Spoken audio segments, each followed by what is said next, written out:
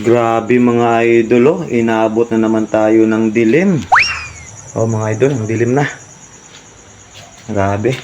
Akala ko matapos ko hanggang dito. Oh, halos may 3 metro pa yan. Kaso, inabot na tayo ng dilim. Dito tayo nahirapan mga idol, oh. Dito tayo natagalan sa mga siroho. Ayan. Sa kabilaan. Tapos yan.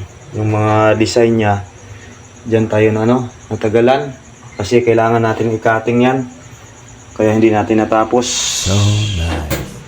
Yan. Importante nakagawa tayo. Sabi ko kanina sa una kong vlog, hindi aabutin ng alas 6 pero mag-alas 7 na yata. Hindi natapos. Kaya next time na lang to. Pero kung bakante tayo bukas, wala tayong trabaho, tuloy natin. Pero pag may trabaho, next time na lang. So yan muna yung gawa natin ngayong araw mga idol. So ngayon lilinisan lang natin yan para makita natin yung tunay niyang ganda. Yung sayaw. Nag-aantay tutukan ng kamera eh. Yan. Yan yung request sa mga idol. Talbos ng kamuti. Yan. For dinner. Ano lang yan, sausaw lang yan sa sa suka. Pakuluan lang ba? At saka tuyo, yan yung request ko sa kanya.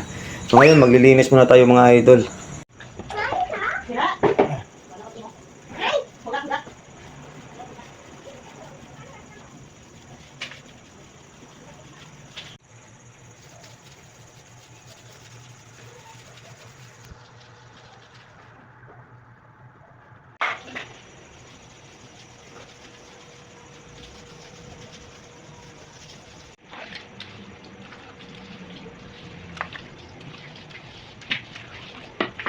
So yun na mga idol.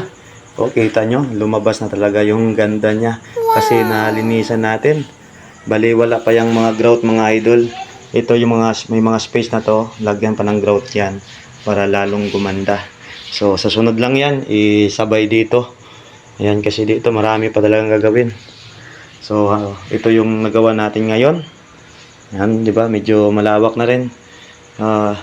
Siyempre baka may magsabi na bakit ganito lang. Siyempre, mag-isa lang tayo mga idol. Ayan. Bukas, sinabi ko nga, pag bakante tayo, wala tayong trabaho sa iba, tatapusin na natin to mga idol. Ayan. Kita nyo. Mas maganda yan mga idol kung hanggang dito pag mabuo. Ganyan yung kulay at ganyan din yung design. Ayan.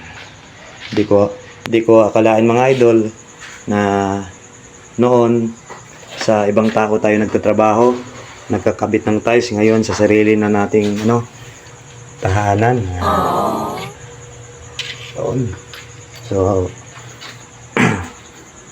hanggang dito na lang muna mga idol at magpapahinga na tayo. Parang nanginginig na tayo. Nanginginig na sa gutom. Kasi sobrang pagod. So pahinga muna tayo mga idol.